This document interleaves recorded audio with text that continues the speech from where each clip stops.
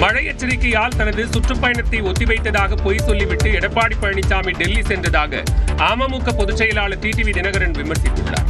சென்னையில் செய்தியாளர்களை சந்தித்த அவர் இபிஎஸ் பொய் சொல்லி யாரை ஏமாற்ற பார்க்கிறார் என்று கேள்வி எழுப்பினார். வானிலை அறிக்கையெல்லாம் படிச்சு மழை பெய்யுங்கிறதுனால தள்ளி வச்சேன்னு கதையெல்லாம் விட்டுட்டு ஹோம் மினிஸ்டர் சந்திச்சிருக்காரு. இது ஏற்கனவே ஊடகத்தில் வந்துச்சு. அவர் ஹோம் மினிஸ்டரை அவரை அழைத்து இருக்கிறாரு, அதுக்காக போறாருன்ட்டு. இதுக்கு எதுக்கு இவ்வளோ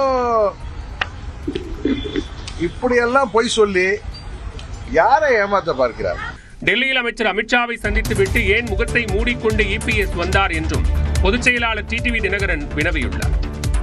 என்ன காரணம்? இப்படி ஹோம் மினிஸ்டர் பார்த்துட்டு வெளில வர்றப்ப முகத்தை மூடிக்கிட்டு வர வேண்டிய அவசியம் என்ன இருக்கு? இதுவரை கேள்விப்பட்டிருக்கீங்களா? அரசியல்ல எந்த ஒரு கட்சி தலைவராவது டெல்லியில சென்று அல்லது வேறு எங்கோ கூட்டணி கட்சி தலைவர்களை சந்தித்து விட்டு வரும் பொழுது இப்படி முகத்தை மூடிக்கொண்டு ஓடி வருவதை பார்த்திருக்கீங்களா?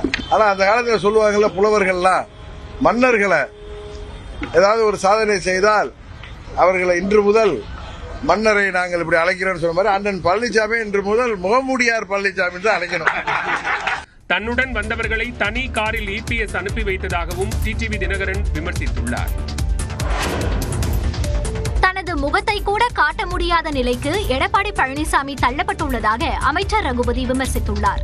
புதுக்கோட்டையில் செய்தியாளர்களிடம் பேசிய அவர் அமித்ஷா இபிஎஸ் சந்திப்பு குறித்து தனது கருத்தை கூறினார். தேசிய ஜனநாயக கூட்டணியில் ஓபிஎஸ் டிடிவி தினகரனை மீண்டும் இணைப்பது குறித்து எடப்பாடி பழனிசாமியும் பாஜக தேசிய தலைவர்களும் முடிவெடுப்பார்கள் என மத்திய அமைச்சர் எல் முருகன் தெரிவித்துள்ளார். எங்கள் கூட்டணியில் தொடர்ந்து இது வழக்கமான ஒரு சந்திப்பு. இப்போ நம்ம பிஜேபியிலிருந்து நாங்கள் எல்லாரும் போய் அங்கே சந்திச்சுட்டு வந்தோம்.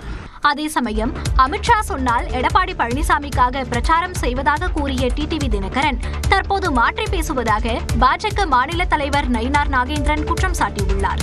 அமித்ஷா அவர்கள் சொன்னால் நாங்கள் பிரச்சாரம் செய்கிறோம் என்று சொன்னார்கள். இப்பொழுது அவர்கள் எப்படி சொல்லுகிறார்கள் ஏன் என்று எங்களுக்கு தெரியவில்லை. இபிஎஸ் தான் முதலமைச்சராக வர வேண்டும் என்றும் டிடிவி தினகரன் முன்பு கூறியதாக தெரிவித்தார். டெல்லியில் மத்திய அமைச்சர் அமித்ஷாவை சந்தித்தது குறித்து அதிமுக பொதுச் செயலாளர் எடப்பாடி பழனிசாமி இன்று செய்தியாளர்களிடம் விளக்கம் அளிக்கிறார்.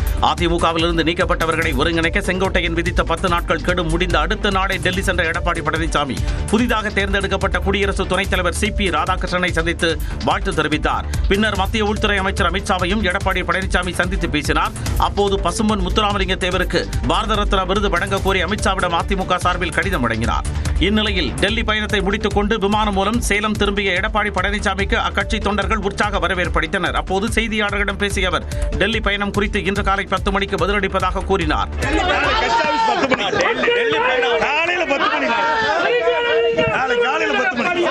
எடப்பாடி பழனிசாமியை தொடர்ந்து செங்கோட்டையனும் கோபிச்செட்டிப்பாளையத்தில் செய்தியாளர்களை சந்திக்க உள்ளார்.